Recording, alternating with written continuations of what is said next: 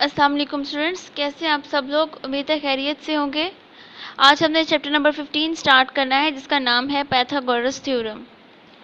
Means कि ये chapter जो है वो पैथागोरस थ्योरम पर बेस कर रहा है। तो सबसे पहले तो हमें ये पता होना चाहिए कि पैथागोरस थ्योरम होता क्या है।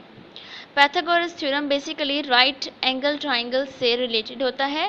राइट एंगल ट्राइंगल ऐसे ट्राइंगल जिसका एक एंगल 90 का होता है, जैसे कि ये जो है वो एक राइट एंगल ट्राइंगल है। राइट एंगल ट्राइंगल में ये हाइपोटेनियस होता है, ये जो है वो परपेंडिकुलर होता है और ये बेस होती है। ठीक है, तो हम हाइपोटेनियस को सी से रिप्रेजेंट करते हैं यहाँ पर इस डायग्राम में, और परपेंडिकुलर को ए से और बेस को बी से। तो पैथागोरस थ्योरम हमें ये कहता है कि जो हाइपोटेनियस का स्क्वायर है सी स्क्वायर, वो इक्वल होता है square of the perpendicular plus square of the base, means a square plus b square is equals to c square। ये हमें पैथागोरस थ्योरम कहता है। तो अब हम रिव्यू एक्सरसाइज की तरफ चलते हैं जहाँ पर हमने इस फॉर्मूला का यूज़ करना है। तो इसका पहला क्वेश्चन है हमारे पास, verify that triangles having the following measures of sides are right angled. ठीक है, मतलब वेरीफाई करें कि जो ट्राइंगल्स जिनकी हमें मेजरमेंट्स गिवन हैं वो जो हैं वो राइट एंगल ट्राइंगल हैं। ठीक है, वो मतलब उनकी जो मेजरमेंट्स हैं वो मेजरमेंट्स हैं ही राइट एंगल ट्राइंगल की साइड्स की। ठीक हो गया। तो अब हमने राइट एंगल पैथागोरस थ्योरम ये कहता है कि अगर अगर जो ट्राइंगल है वो राइट एंगल ट्राइंगल है, मतलब उसका एक एंगल 90 का है, तो वो जो रिज़ल्ट हमने पीछे मैंने आपको बताया है, ये वाला रिज़ल्ट ये होल्ड करेगा। अगर ट्राइंगल राइट एंगल ट्राइंगल है तो ये रिज़ल्ट होल्ड करेगा। अगर ये रिज़ल्ट होल्ड करेगा तो जो ट्राइंगल होगी वो राइट एंगल ट्राइंगल होगी। मींस के इफ़ एंड ओनली इफ़ का रिलेशन है कि अगर ये होगा तो ये होगा, और अगर राइट एंगल ट्राइंगल होगी तो ये रिज़ल्ट होल्ड करेगा। तो अब हमें जो है वो ये देखना है कि जो साइड्स गिवन हैं वो राइट एंगल ट्राइंगल की हैं या नहीं। तो उसके लिए अगर हम ये वाला रिलेशन प्रूफ कर देते हैं C square is equals to A square plus B square वाला, तो ये अगर वेरीफाई हो जाता है तो हम लिख देंगे कि जो ये साइड्स हैं ये राइट एंगल ट्राइंगल की साइड्स हैं। तो हमने C square is equals to A square plus B square लिखा, और सी की जगह पर सी की वैल्यू सब्स्टिट्यूट कर दी 13, ए की जगह पर 5 और बी की जगह पर 12, क्योंकि ये वैल्यूज़ हमें गिवन है। और 13 का स्क्वायर 169, और ये हमारे पास आ गया इधर भी 169। तो 169 इज इक्वल्स टू 169 हो गया। इट्स मीन इक्वालिटी है और ये रिलेशन होल्ड कर रहा है। Equality verifies that given values are measurements of the sides of right angle triangle।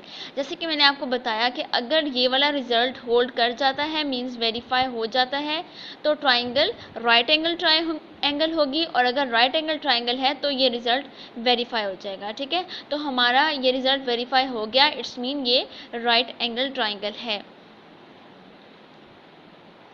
Question number 2 है हमारे पास, verify that A square plus B square, A square minus B square and 2ab are the measures of sides of a right angled triangle. मतलब कि जो तीन sides हैं ये measurement हैं of the sides of a right angle triangle. तो इसके लिए अब हमें ये गिवन है कि राइट एंगल ट्राइंगल की साइड्स हैं।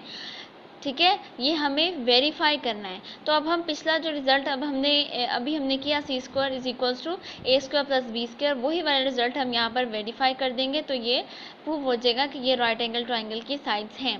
तो सी की जगह पर उसकी वैल्यू सब्स्टिट्यूट की, बी की जगह पर उसकी कर दी, और ए की जगह पर उसकी कर दी। अब ये स्क्वायर का फॉर्मूला है, ओपन कर दिया, हमारे पास आ गया a4 plus b4 plus 2a to b2, और यहाँ पर हमारे पास जो है वो a की वैल्यू है।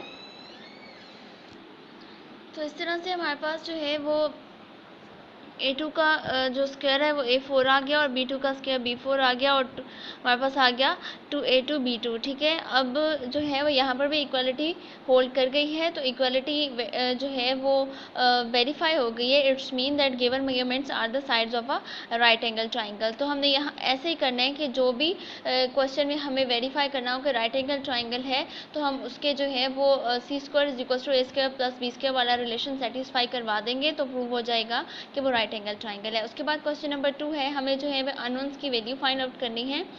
तो पहला क्वेश्चन हमारे पास है राइट एंगल ट्राइंगल, उसमें हमारे पास हाइपोटेनियस की वैल्यू x है और बाकी 3 और 4 हैं। It is the right angle triangle. So हम क्या करेंगे कि hypotenuse square is equals to 3 square plus 4 square.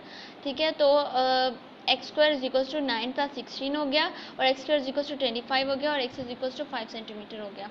उसके बाद हमारे पास जो है वो एक ट्राइंगल है जिसकी हाइपोटेनियस गिवन है और परपेंडिकुलर भी गिवन है, हमें बेस फाइंड आउट करनी है। तो हम जो है वो क्या करते हैं कि 10 का square is equals to 6 square plus X square. तो हमने जो है वो यहाँ से x की वैल्यू निकालनी है। हमारे पास है 100 हो जाएगा 10 का स्क्वायर और दूसरी साइड पर 6 का स्क्वायर 36 हो जाएगा और हमने यहाँ से x कैलकुलेट करना है। x स्क्वायर है यहाँ पर 36 दूसरी साइड पर ले जाएंगे और ये हो गया 64 और ये हो गया x स्क्वायर। तो स्क्वायर रूट ले लें दोनों तरफ, तो हमारे पास आ जाएगा x इज इक्वल टू 8। ठीक है, इसी तरह से दूसरी ट्राइंगल गिवन है हमारे पास। ठीक है, उसमें भी आपने जो है वो x की वैल्यू फाइंड करनी है और ये परपेंडिकुलर है, तो आपने वही रिलेशन यूज़ करते हुए हमने जो है वो रिजल्ट निकाल लिया x इज इक्वल टू 12। उसके बाद हमारे पास फोर्थ है। फोर्थ क्वेश्चन में भी हमने जो है वो परपेंडिकुलर की वैल्यू फाइंड करनी है और वही पाइथागोरस थ्योरम यूज़ करते हुए एट द एंड हमने कंक्लूजन निकाल लिया x इज इक्वल टू 1। तो हमने जो है वो इन तमाम ट्राइंगल्स में जो है वो डिफरेंट चीज़ों की वैल्यू फाइंड करनी थी, हाइपोटेनियस, परपेंडिकुलर और बेस की, तो वो हमने पाइथागोरस थ्योरम यूज़ करते हुए कैलकुलेट कर ली हैं। तो ये हमारा आज का लेक्चर था और ये चैप्टर भी जो है वो इसमें सिर्फ हमने रिव्यू एक्सरसाइज ही करनी थी, तो वो आज वाइंड अप हो गया है। ओके, फ़ी अमान अल्लाह।